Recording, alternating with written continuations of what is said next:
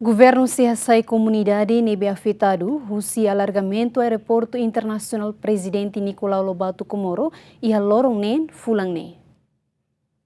Ministro Transporte na Comunicação Hateten, antes ne governo halona diálogo com komunidade sira e haria marinir suku madohi, onde foi tempo loron sanulu, husi loron ronuro sintolo fulan zuilo, to loron tolo fulan zuilo, ba komunidade sira, nebe afetadu alargamentu Aeroportu Internasionál Prezidente Nicolau Lobato, atu hamamok fatin.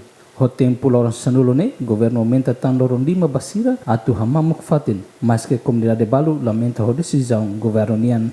Nune iha loronen fulan zuilo ne, governo se halo despeso administrativo ba comunidade sira ni ela faten. Processo administrativo com o tribunal ou com o Ministério da Justiça, notificação 90 dias não retorna.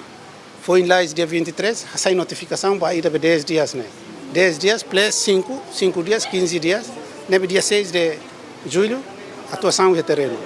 Atuação de terreno em barreira assim. Agora, voluntariamente, certo que sai. Antes ni umakain atus ruaresin makafetado ba projeto alargamentu pista Aeroportu Internasional Prezidente Nicolau Lobato, no maioria coopera ona ho governo, mas behela umakain tolonulu resilima maksidau coopera. Governo hasai komunidade sirane horazão atufobiba uma empresa sir nebe responsabiliza ba projeto ne bele hala ona sirane serviço adere tu Simenes, bem-vinda Simenes, Jemen.